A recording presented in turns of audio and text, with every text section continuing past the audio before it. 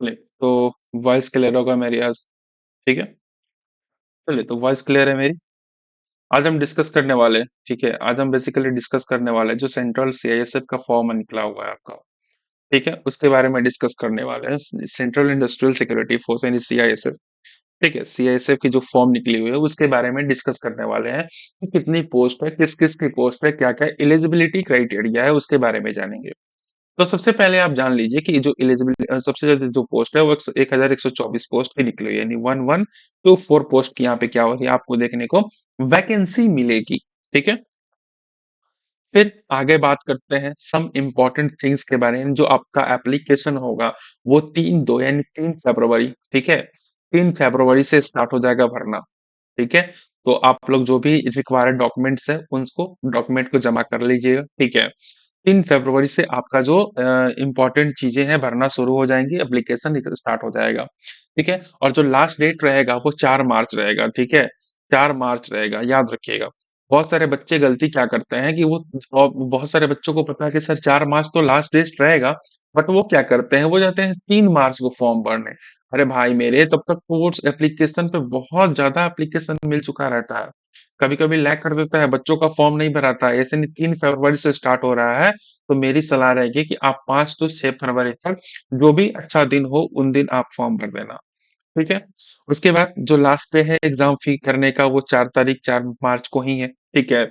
और एग्जाम की डेट अभी नहीं आई है, वो बता दी जाएंगी जब मैं आऊंगा। मैं जब आएगा तो मैं खुद आपको बता दूंगा अपने चैनल के माध्यम से। ठीक है।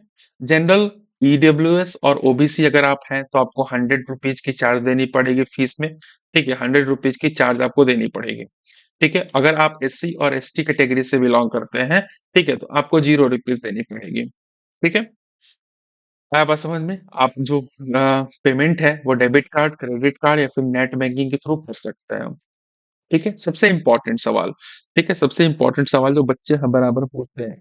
ठीक है, जो बच्चे बराबर पूछते हैं कि सर, क्या एलिजिबिलिटी एज क्राइटेरिया, तो बच्चे आपका एज 21 साल होनी चाहिए, मिनिमम एज 21 साल होनी चाहिए और मैक्सिमम एज 27 साल होनी चाहिए इस फॉर्म को फिल करने के लिए। यानी जो CISF की फॉर्म आई है, अगर उसको आप फिल करना चाहते हैं तो आपकी मिनिमम एज 21 साल और मैक्सिमम एज 27 साल की होनी चाहिए। ठीक है। चल आगे चले। ठीक है। अब बात करते हैं दो पोस्ट के लिए वैकेंसी है। एक आपका कांस्टेबल ड्राइवर के लिए आया है, दूसरा आपका कांस्टेबल पंप ऑपरेटर के लिए आया है। ठीक है। टोटल पोस्ट आपका एक 845 और एक 279 सॉरी। ठीक है। ये कांस्टेबल ड्राइवर के लिए 845 सीट्स हैं। ठीक है, 845 सीट्स हैं। और आपके कांस्टेबल पंप ऑपरेटर के लिए 279 सीट्स आपको देखने को यहाँ पे क्या कर रही है, मिल रही है। ठीक है। ओनली फॉर मेल कैंडिडेट्स, ये मेल कैंडिडेट्स के लिए है सिर्फ। ठीक है।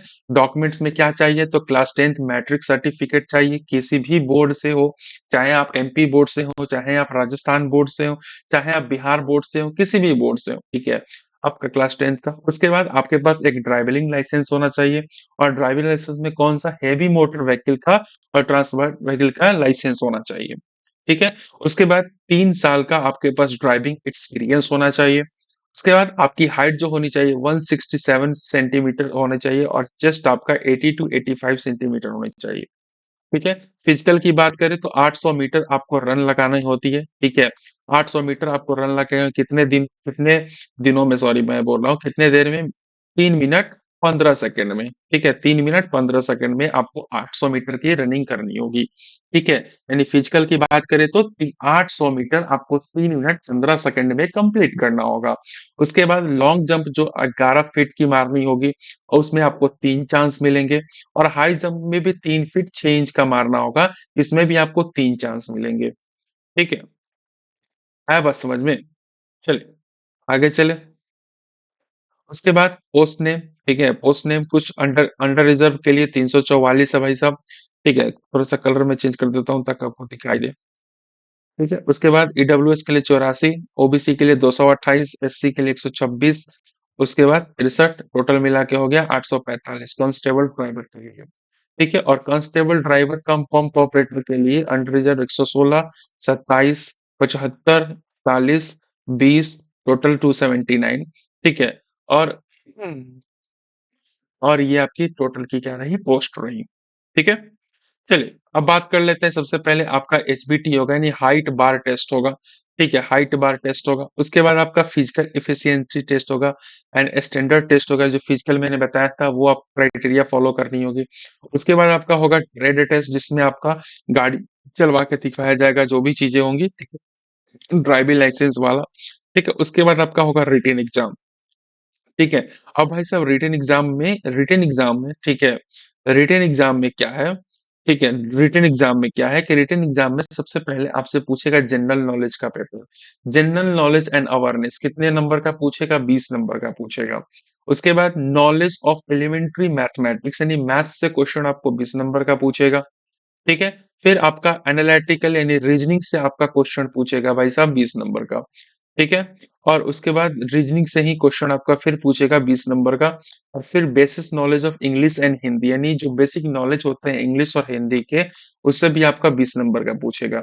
यानी जो आपका टोटल, ठीक है, टोटल जो आपका मार्क्स होगा, ठीक है, टोटल जो आपका मार्क्स होगा वो बनेगा 100।